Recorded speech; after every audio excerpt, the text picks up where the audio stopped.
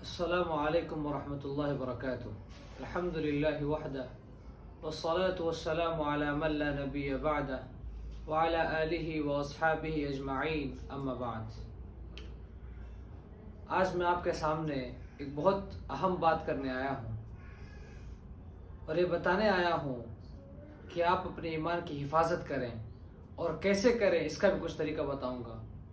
اور جو کچھ ہمارے ساتھ ہو رہا ہے اس کے پیچھے کیا راز ہے، کیا ہمارے کچھ غلطیاں ہیں، کیا ہم نے کچھ ایسے گناہ کیے جس کی وجہ سے آج اللہ کا عذاب ہم پہ آ گیا ہے، اس بارے میں چند باتیں آپ کے سامنے عرض کروں گا.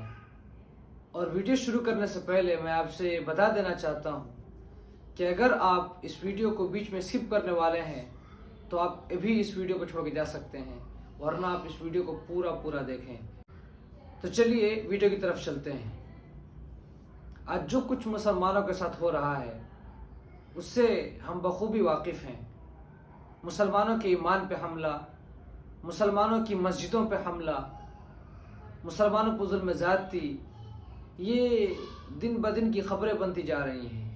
ہر دن ہر صبح ہمیں ایک خبر ملتی ہے کہ فلاں جگہ پر مسجد کے اوپر ایک کیس فائل کر دیا گیا جو سپریم کورٹ میں درج ہے اور اس پہ سنوائی ہونے والی ہے.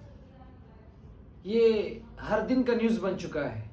مسلمانوں پہ ظلم ہو رہا ہے، مسلمانوں پہ ظلم و ستم کے پہاڑ ڈھائے جا رہے ہیں. یہ ہم سب اس بات کو جان رہے ہیں، اس میں کوئی شک کی بات نہیں ہے. لیکن غور کرنے کی بات یہ ہے کہ آخر ایسا کیوں ہو رہا ہے. روزانہ سینکڑوں کروڑوں مسلمانوں کے دعا کے باوجود اللہ کی مدد کیوں نہیں آ رہی ہے. اس کو سمجھانے کے لیے میں آپ کے سامنے ایک واقعہ بتانا چاہتا ہوں. جنگ احد کا واقعہ آپ کو یاد ہوگا. اللہ کے رسول صلی اللہ علیہ وسلم نے کچھ تیر اندازوں کو ایک خاص جگہ پر مقرر کیا تھا اور انہیں ہدایت فرمائی تھی کہ کسی بھی حالت میں تم اس جگہ کو نہ چھوڑنا یہاں تک کہ تمہیں اللہ کے رسول کا حکم نہ آ جائے.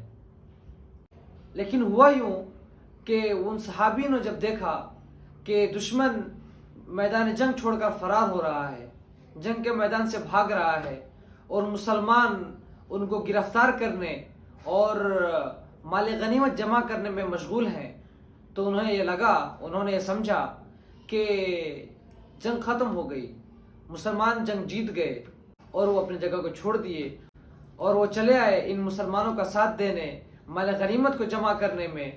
لیکن اس کے بعد جو ہوا وہ کچھ ایسا ہوا جو مسلمانوں کے اوپر ایک بہت خطرناک حملہ ہوا. وہ کیا ہوا کہ جس جگہ اللہ کے رسول نے صحابہ کرام کو کھڑا کیا تھا اس جگہ سے دشمن قوم پلٹ کر آئی اور مسلمانوں پہ حملہ بول دیا اور بہت سارے صحابہ کرام شہید ہو گئے. اب اس واقعے پہ آپ غور کیجئے کہ صحابہ کرام نے صرف وہ جگہ ہی تو چھوڑا تھا، اور وہ بھی کب؟ جب وہ لوگ دیکھے کہ مسلمان جیت گئے، مسلمانوں کی فتح ہو گئی اور اللہ کے رسول کا حکم نہیں پہنچا اور وہ چلے آئے. یہ اللہ تبارک و تعالیٰ کی طرف سے ایک سبق قیامت تک کے مسلمانوں کے لیے آ گیا کہ جب تک اللہ اور اس کے رسول کی فرما برداری ایک مسلمان کرے گا تب تک وہ صحیح راستے پر رہے گا، تب تک اللہ کے انعامات اس پہ ہوتے رہیں گے. میرے دوستو، اللہ کے رسول کی نافرمانی کا انجام یہ ہوا کہ مسلمان بری طرح مارے گئے. لیکن پھر اللہ نے ان مؤمنین اور مخلصین کو معاف فرما دیا اور اپنی مدد نازل فرمائی. تو اس سے سبق ملا کہ جو کوئی بھی اللہ اور اس کے رسول کی نافرمانی کرے گا، اللہ اور اس کے رسول کے حکم اور اس کے قانون سے بغاوت کرے گا، اللہ اس کو فوراً سزا دے گا. اللہ اس کو فوراً اس کے گناہوں کا اس کو مزہ چکھائے گا کہ تم نے اللہ کی نافرمانی کی، اللہ کے خلاف تم نے بغاوت کی، اللہ اس کو سزا دے گا.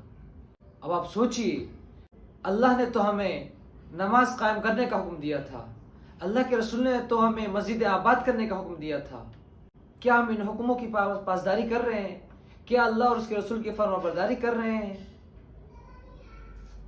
بڑا افسوس ہوتا ہے جب مسلمانوں کو جمعے کے دن مسجد میں بھرا ہوا دیکھتا ہوں اور یہ افسوس ہوتا ہے کہ آخر یہ مسلمان دوسرے دنوں کہاں چلے جاتے ہیں؟ ان کا ایمان کہاں چلا جاتا ہے؟ کیا انہیں اللہ کا خوف نہیں آتا؟ کیا وہ یہ نہیں سمجھتے کہ اللہ نے 5 وقت نماز فرض کی ہیں؟ جمعہ کے دن مسجدیں لبالب بھری ہوتی ہیں، لیکن غیر جمعے میں مشکل سے 10 سے 20 لوگ جمع ہوتے ہیں جو ایک امام کے پیچھے نماز پڑھ پاتے ہیں۔ آخر کیا ہو جاتا ہے مسلمانوں کو؟ کیا ہم صرف جمعہ کے دنوں کے مسلمان ہیں؟ باقی دنوں کا کیا؟ کیا اللہ ہم سے ان سب چیزوں کا بدلہ نہیں لے گا؟ مسلمانوں شکر مناؤ، اللہ نے تو ابھی تمہیں چھوڑ دیا ہے، تمہیں مہلت دی ہے، ابھی صرف اس کے گھروں کو منہدم کیا جا رہا ہے، اور اللہ تمہیں اسے سبق دے رہا ہے کہ ابھی سدھر جاؤ، مہلت ہے تمہارے لیے، وقت ہے تمہارے لیے، سدھر جاؤ، ان سب چیزوں کو دیکھو اور اپنے آپ کو بناؤ، سدھارو، ورنہ وہ دن دور نہیں جب اللہ کا عذاب تمہارے اوپر آئے اور دوسری قوم تمہارے اوپر ٹوٹ پڑے، تمہیں سبزیوں کی طرح کاٹیں۔ اللہ ہم سب کی حفاظت فرمائے۔ السلام علیکم ورحمۃ اللہ وبرکاتہ۔